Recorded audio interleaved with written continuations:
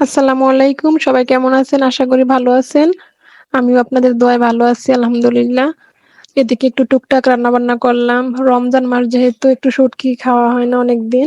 তো আমি ভাবলাম যে কলমি শাক দেশি কলমি শাকটা আরকি আমাদের আশেপাশে যে কলমি শাকটা হয় এই সিজনে শুকনা, শুকনা জায়গার মধ্যে আরকি। তো আলুটা এটা একটু সিদ্ধ করলাম আগে। সিদ্ধ করার পরে সবকিছু দিলাম। দেওয়ার পর হলুদ মরিচ দেওয়ার সাথে আবার একটু শুটকিটা দিলাম। শুটকির ঘ্রাণটা আসছে, একটা কালারও আসছে। তো আর ২-৩ মিনিট পরে কইডা গাছের টমেটো আমার আম্মা দিছিল। আমার আম্মা পাঠাইছিল আরকি। কলমি শাকগুলো আমার আম্মা পাঠাইছে বাড়ির থেকে। আমার শুটকি আমার আম্মা অনেক পছন্দ করে। সবাই পছন্দ করে আমার রান্না, শুটকি রান্নাটা। তো এদিকে একটু কলমিগুলা দিলাম। একসাথে দিয়ে দিলে কলমি শাকগুলো একবারে মিশা যায়। সবুজ একটা কালার হয় না আরকি। দেখেন এখন কি সুন্দর একটা কালার আসছে। আমারও অনেক ভালো লাগে শুটকি। তো এই পাশ দিয়ে আবার একটু সিদ্ধ ডিম বসাইলাম। টমেটো দিয়ে ভুনা করব রমজান মাসে। সিদ্ধ ডিমটা খাইলে অনেক ভালো লাগে আরকি। শরীর অনেক ভালো থাকে। সিদ্ধ ডিমের মধ্যে অনেক পুষ্টি থাকে। এইজন্য এদিকে আবার কথা বলতে আপনাদের সাথে শুটকিটা রান্না হয়ে গেল। দেখেন কি একটা ঘ্রাণ আসছে। অনেক সুন্দর একটা ঘ্রাণ, কালারও আসছে। এদিকে একটু টক বসাইলাম, দেশি টক। টকটা অনেক ভালো লাগে। দেশি টমেটো তো পাওয়া যায় না এখন, তো পাইলাম আমাদের পাশে একটু বাগান আছে, সবজি বাগান। তো এইখান থেকে আমি আনলাম। টকটা হইতেছে, এই পাশ দিয়ে সিদ্ধ ডিম হইয়া গেল রেডি কইরা। তো ডিমটার সাথে পেঁয়াজগুলা দিয়া দিলাম আরকি। তেলটা যেহেতু গরম আছে, এদিকে একটু হলুদ, লবণ, কিছুটা মরিচ দিছি। কাঁচামরিচটা একটু বেশি দেই আমি। কাঁচামরিচটা বেশি খেলে ভালো স্বাস্থ্যের জন্য।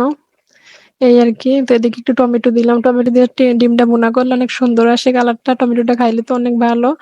এজন্য আরকি পেঁয়াজটা কম দিলাম। তেলের পরিমাণটা কম দিলাম। ডিম ভাজার তেলটা দিয়ে ডিমটা ভুনা করে লাইলাম। এদিকে আবার টকটা হইয়া গেছে।